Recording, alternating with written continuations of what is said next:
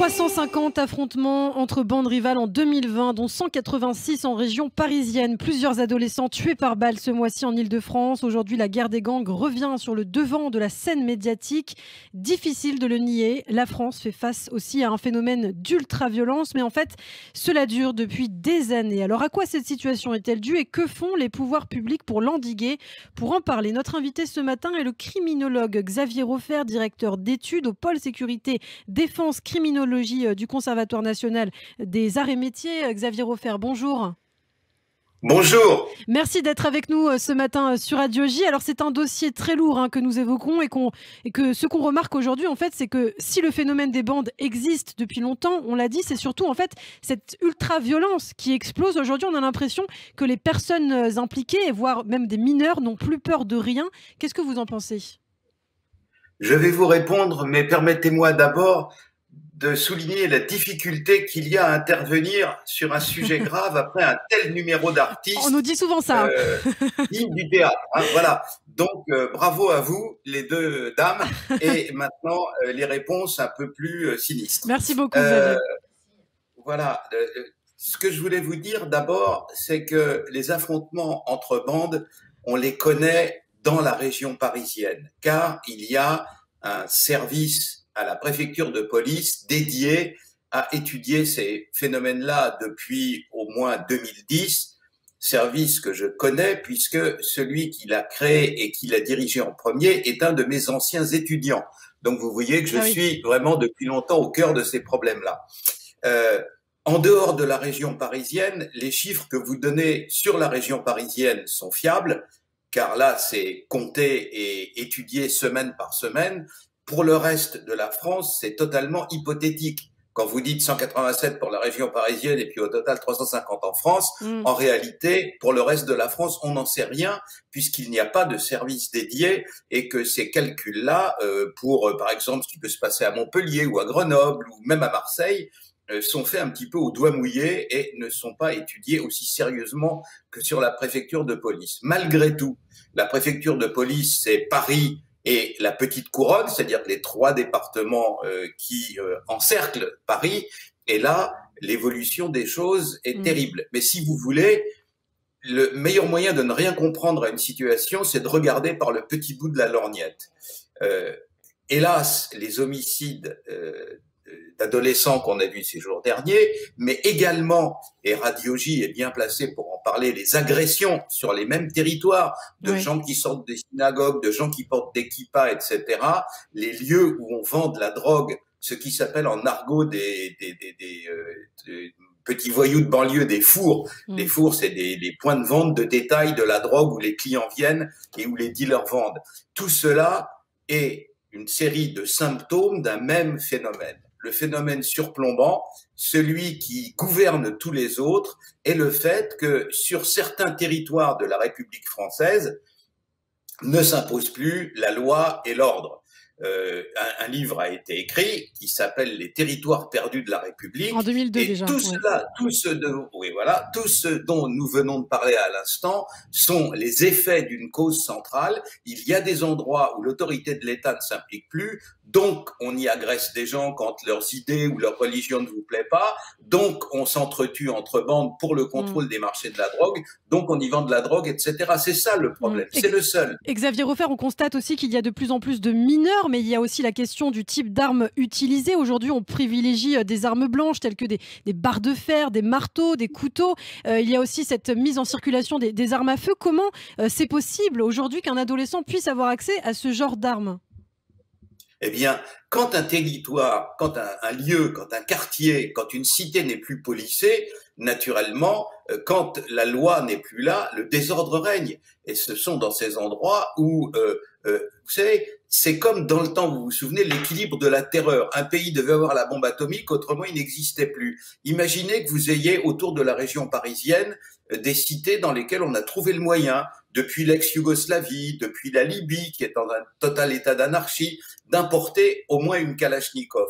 Tous ceux qui sont dans les alentours du territoire de cette bande-là sont en danger. C'est-à-dire que si jamais il y a un affrontement, naturellement, ils le perdent. Et par conséquent, la seule solution pour la bande d'à côté, c'est à son tour, frénétiquement, de chercher à se procurer des armes à feu, de préférence des armes de guerre, pour rétablir l'équilibre de la terreur. Et de proche en proche, eh bien, des bandes se constituent, parce que là aussi, imaginez un quartier où il y a une bande. Elle vient imposer son autorité au quartier à côté. Quelle est la seule option du quartier à côté? C'est à son tour de créer une bande pour pouvoir résister et de l'armer la bande en question. En conséquence de quoi, avec comme fond le trafic de drogue, vous avez une espèce de maillage criminel dans des zones hors contrôle autour des grandes métropoles.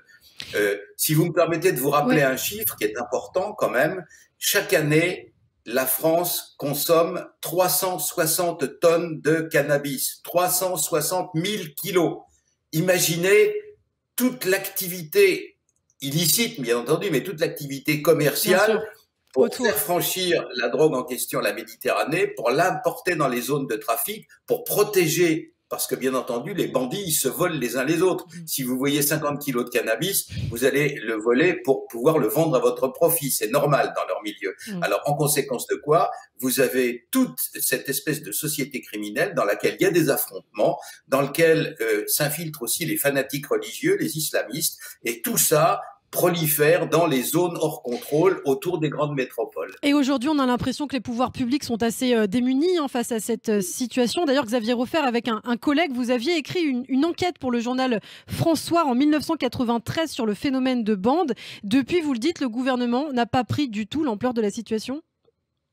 Alors, le gouvernement pense s'en tirer par des petites mesures. Il y a un problème central qui est celui que j'ai dit, c'est les territoires hors contrôle. Mais naturellement, comme certains de ces zones, certains de ces territoires sont absolument laissés à eux-mêmes depuis des décennies, vous imaginez bien que la reprise de contrôle de ces territoires ne va pas se faire sans mal.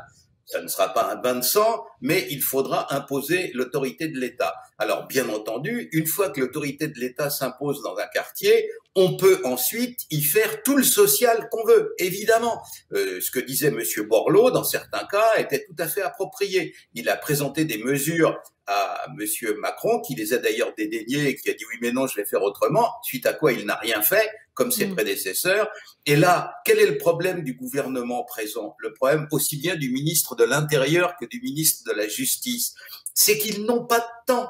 Le ministère de l'Intérieur et le ministère de la Justice sont des machines extrêmement lourdes. Ce sont des paquebots. Ce ne sont pas des hors-bords qu'on fait bouger, tourner, virer comme on le veut. Et d'ailleurs, on parle de justice, mais il y a aussi cette question d'impunité judiciaire qui peut régner. On sait que par exemple, un jeune, quand il commet un délit, il peut être condamné à un travail d'intérêt général, mais il faut parfois plusieurs années pour mettre en place cette mesure. Ça, c'est aussi un problème. Ah ben, si c'était ça, ça serait quand même pas mal, parce que là, récemment, un multirécidiviste, c'est-à-dire quelqu'un qui a déjà fait plusieurs vols à main armée, qui a déjà été condamné pour ça. Donc un multirécidiviste. La récidive, c'est dans les 5 ans, le même crime répété et répété et répété. C'est ça la récidive. Oui. Le gaillard en question se fait encore arrêter pour un braquage. Il est interpellé, il est jugé, et là, il prend 6 mois de prison. Oui. Un vol à main armée, dans le code pénal, c'est la cour d'assises et 20 ans de prison.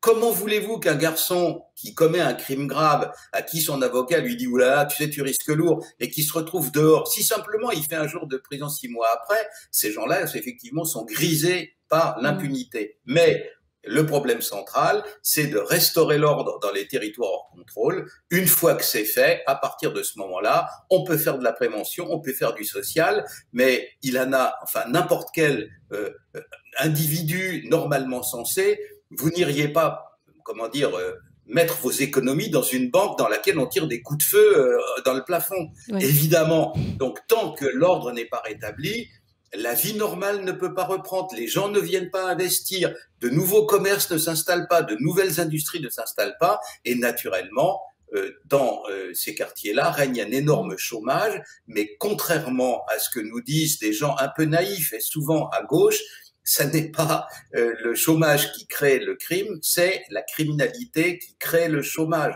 À partir du moment où dans un quartier, les commerces sont fermés, à partir du moment où l'autobus n'y va plus parce qu'il se fait caillasser, à partir du moment où les étrangers au quartier n'y viennent plus parce que leurs voitures se font brûler, naturellement, reste une seule chose qui est l'économie criminelle. Et donc, à partir du moment où la police essaye de rentrer, eh bien, normalement, pour eux, les bandits essayent de la repousser. C'est ça, les émeutes avec les tirs de mortier d'artifice, les cocktails Molotov Oui. qu'on voit souvent. La situation est celle-là, et le gouvernement, comme je vous l'ai dit, est en charge de ministères régaliens, c'est-à-dire la justice et l'intérieur, qui sont très lourds, et d'ici l'élection présidentielle, ils ne peuvent rien faire. Le temps qui leur reste est bien trop court. Que voulez-vous faire dans un pays avec une administration un peu pesante comme la France en 18 mois? Rien du tout. Alors ils essayent d'épater le bourgeois, ils font des grandes déclarations, mais sur le terrain, eh bien vous voyez, ça continue jour après jour.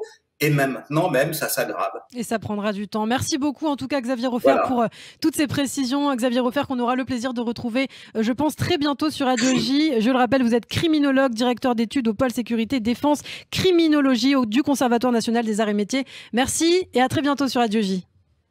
Au revoir.